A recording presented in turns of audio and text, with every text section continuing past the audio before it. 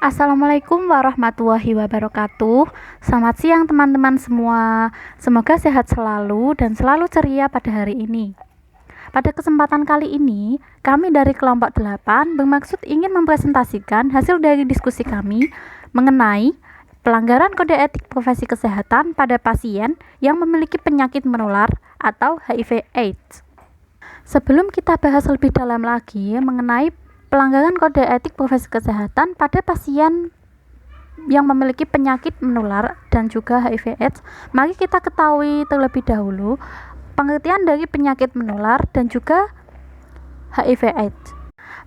Penyakit menular adalah penyakit yang didapat atau ditularkan dari orang satu ke orang yang lainnya, baik itu secara langsung maupun melalui perantara.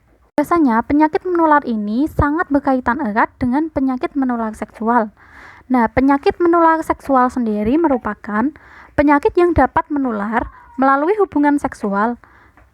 Ini akan lebih beresiko tinggi terhadap orang yang sering berganti-ganti pasangan.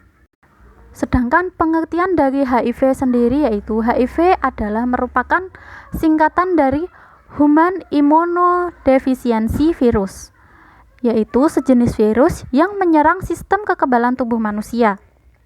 Virus HIV ini akan masuk ke dalam sel darah putih dan merusaknya, sehingga sel darah putih yang berfungsi sebagai pertahanan terhadap infeksi jumlahnya akan menurun. Akibatnya, sistem kekebalan tubuh menjadi lemah dan penderita mudah terkena berbagai penyakit. Nah, kumpulan dari beberapa penyakit dan juga gejala-gejala inilah disebut AIDS atau Acquired Immunodeficiency Syndrome, yaitu suatu gejala penyakit kerusakan sistem kekebalan tubuh, bukan penyakit bawaan, tetapi didapat dari hasil penularan dari penyakit HIV itu sendiri. HIV/AIDS dapat menular melalui berbagai cara, antara lain melalui cairan tubuh seperti darah, cairan genitalia, dan juga ASI. Virus tersebut juga terdapat dalam saliva, air mata, dan juga urin, namun sangat rendah dalam penularannya. Selain cairan tubuh, HIV juga dapat ditularkan melalui ibu ke bayi atau biasa disebut sebagai keturunan. Penggunaan jarum suntik secara bergantian, transfusi darah, dan juga hubungan seksual sangat beresiko tinggi terhadap penularan penyakit HIV/AIDS ini. Kode Etik Keperawatan Indonesia. Isinya ada 5 bab. Yang pertama, perawat dan klien, yang berisi 1. Perawat dalam memberikan pelayanan keperawatan, menghargai harkat dan martabat manusia, keunikan klien, dan tidak terpengaruh oleh pertimbangan kebangsaan, kesukuan, warna kulit, umur, jenis kelamin, aliran politik, dan agama yang dianut, serta kedudukan sosial. Yang kedua, perawat dalam memberikan pelayanan keperawatan senantiasa memelihara suasana lingkungan yang menghormati nilai-nilai budaya, adat istiadat, dan kelangsungan hidup beragama klien. Yang ketiga, tanggung jawab utama perawat adalah kepada mereka yang membutuhkan asuhan keperawatan. Yang keempat, perawat wajib merahasiakan segala sesuatu yang dikehendaki sehubungan dengan tugas yang dipercayakan kepadanya, kecuali jika diperlukan oleh yang berwenang sesuai dengan ketentuan hukum yang berlaku.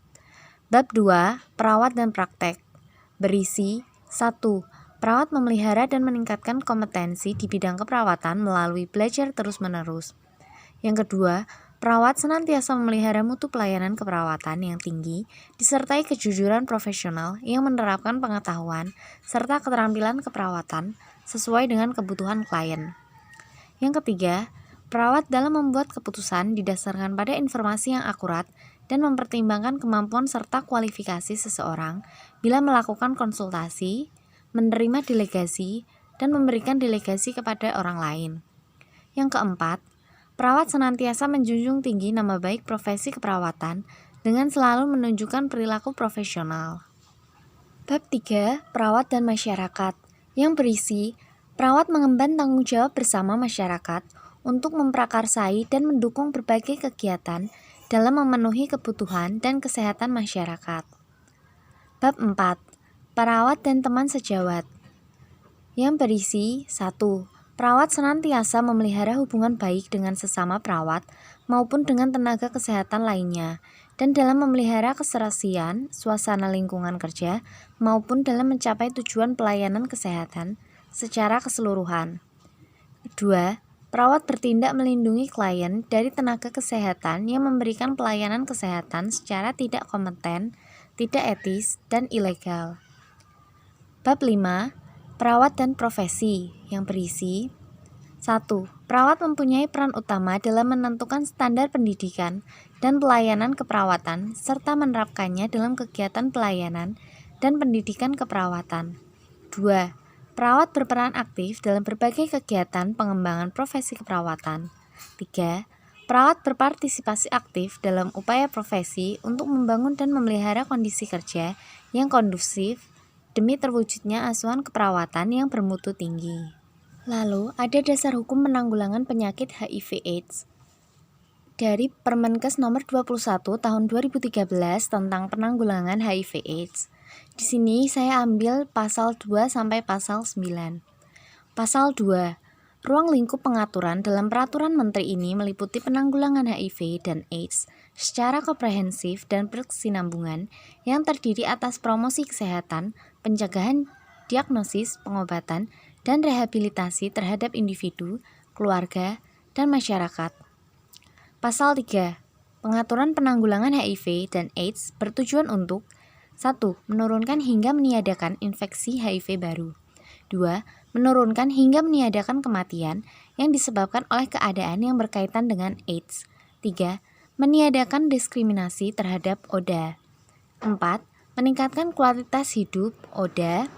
Dan 5. Mengurangi dampak sosial ekonomi dari penyakit HIV dan AIDS pada individu, keluarga, dan masyarakat.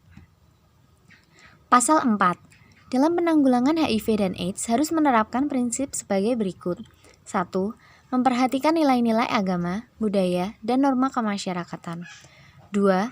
Menghormati harkat dan martabat manusia, serta memperhatikan keadilan dan kesetaraan gender. Yang ketiga, kegiatan diarahkan untuk mempertahankan dan memperkokoh ketahanan kesejahteraan keluarga.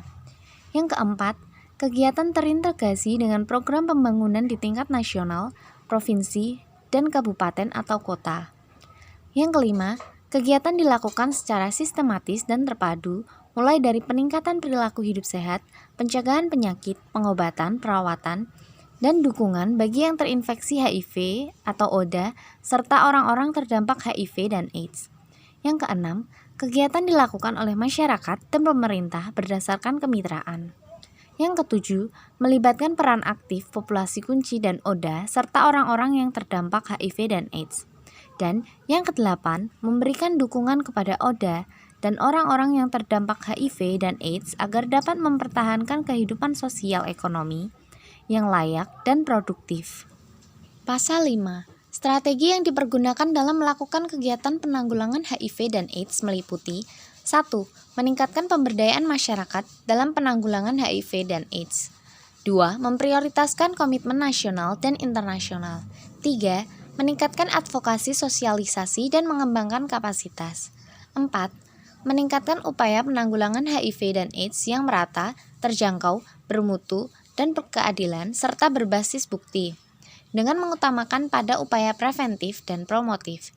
Yang kelima, meningkatkan jangkauan pelayanan pada kelompok masyarakat berisiko tinggi, daerah tertinggal, terpencil, perbatasan, dan kepulauan, serta bermasalah kesehatan. Yang keenam, meningkatkan pembiayaan penanggulangan HIV dan AIDS. Yang ketujuh, meningkatkan pengembangan dan pemberdayaan sumber daya manusia yang merata dan bermutu dalam penanggulangan HIV dan AIDS. Yang kedelapan, meningkatkan ketersediaan dan keterjangkauan pengobatan, pemeriksaan penunjang HIV dan AIDS, serta menjamin keamanan, kemanfaatan, dan mutu sediaan obat dan bahan atau alat yang diperlukan dalam penanggulangan HIV dan AIDS. Dan yang kesembilan, meningkatkan manajemen penanggulangan HIV dan AIDS yang akuntabel, transparan, berdaya guna, dan berhasil guna. Pasal 6. Tugas dan tanggung jawab pemerintah dalam penanggulangan HIV dan AIDS meliputi 1. Membuat kebijakan dan pedoman dalam pelayanan promotif, preventif, diagnosis, pengobatan atau perawatan, dukungan, dan rehabilitasi. Yang kedua, bekerja sama dengan pemerintah daerah dalam mengimplementasikan kebijakan serta memonitor dan mengevaluasi pelaksanaan kebijakan. Yang ketiga, menjamin ketersediaan obat dan alat kesehatan yang diperlukan dalam penanggulangan HIV dan AIDS secara nasional. Yang keempat, mengembangkan sistem informasi. Dan yang kelima, melakukan kerjasama regional dan global dalam rangka pencegahan dan penanggulangan HIV dan AIDS. Pasal 7. Tugas dan tanggung jawab pemerintah daerah provinsi dalam penanggulangan HIV dan AIDS meliputi 1. Melakukan koordinasi penyelenggaraan berbagai upaya pengendalian dan penanggulangan HIV dan AIDS. 2. Menetapkan situasi epidemik HIV tingkat provinsi. Yang ketiga, menyelenggarakan sistem pencatatan, pelaporan, dan evaluasi dengan memanfaatkan sistem informasi. Dan yang keempat, menjamin ketersediaan fasilitas pelayanan kesehatan tingkat primer dan rujukan dalam melakukan penanggulangan HIV dan AIDS sesuai dengan kemampuan. Pasal 8. Tugas dan tanggung jawab pemerintah daerah, kabupaten atau kota dalam penanggulangan HIV dan AIDS meliputi 1. Melakukan penyelenggaraan berbagai upaya pengendalian dan penanggulangan HIV dan AIDS. Yang kedua, menyelenggarakan penetapan situasi epidemik HIV tingkat kabupaten atau kota. Yang ketiga, menjamin ketersediaan fasilitas layanan kesehatan tingkat primer dan rujukan dalam melakukan penanggulangan HIV dan AIDS sesuai dengan kemampuan, dan menyelenggarakan sistem pencatatan pelaporan dan evaluasi dengan memanfaatkan sistem informasi. Pasal 9. 1. Kegiatan penanggulangan HIV dan AIDS terdiri atas promosi kesehatan, pencegahan penularan HIV, pemeriksaan diagnosis HIV, pengobatan, perawatan, dan dukungan, dan rehabilitasi. 2. Kegiatan sebagaimana dimaksud pada ayat 1 diselenggarakan oleh pemerintah dan masyarakat.